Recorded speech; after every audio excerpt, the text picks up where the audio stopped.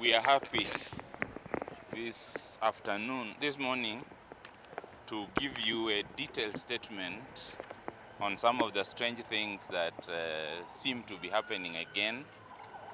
We thought we had put Professor Mbithi and his funny antics behind us, but he's like fighting back. So we want to give you some details about what he's trying to do and warn him without reservation that he will not succeed. WASU pledges our reserved commitment to support positive reforms aimed at restoring the University of Nairobi to the leadership position that it occupies in research, academic excellence, community involvement, and quality delivery of service to all its stakeholders. We shall remain vigilant and promise to effectively protect the institution from invasion by negative forces aimed at derailing the process of change that is currently going on under the leadership of our beloved government, our mother ministry, our chancellor, and our chair of council. The university must be supported by all of us to get back to its feet. The problems that have bedeviled this institution began on the 5th of January 2015 up until the 5th of July 2019, when Professor Mbithi left. All the difficulties that we've experienced can actually be attributed to him. And him, together with a few of his henchmen, are now busy making desperate attempts to regain entry back to the institution through unorthodox routes.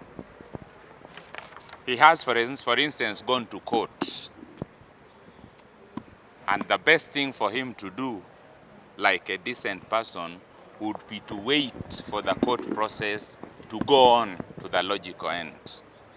However, we've since realized that he's engaged in night meetings with certain members of council, about 2 or 3 of them, whom we know by name and whom we shall in due course name.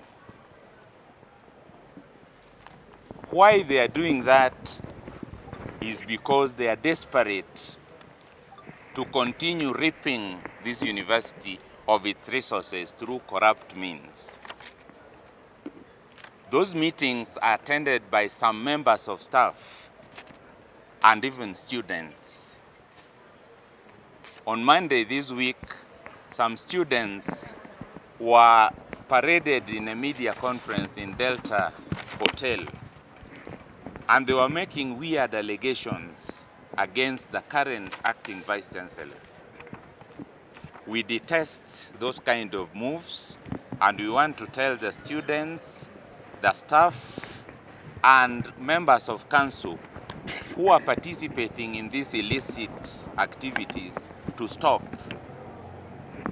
because the change process is acceptable to all of us, and people are celebrating the gains that we continue to make. For instance, since Professor Mbithi left this institution, staff are getting paid the monies that have not been paid since 2015. As early as this week, management has released money to the tune of 220 million shillings to pay the direct service providers, whose monies were sat on for 5 years. We have come from a meeting with the Vice-chancellor now, the acting Vice-chancellor, Professor Mbithi, and he has released another additional 27 million shillings to pay staff who are on teaching practice, who've been there for a whole term using their own monies. We'd want to urge our members of staff to rededicate themselves to service, because their rights are protected by the union and we are ensuring that management continues to respect and honor those rights. Anyone working against what the change has brought will face the greatest resistance ever.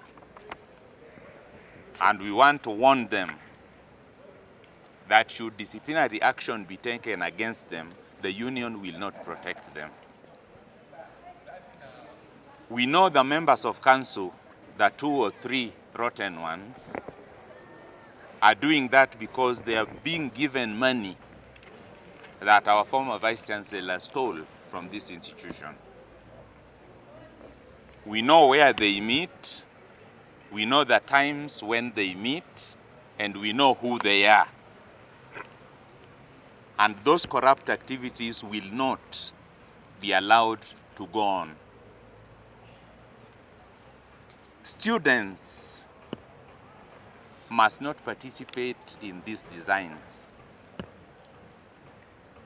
The atmosphere for learning, the atmosphere for progress has arrived.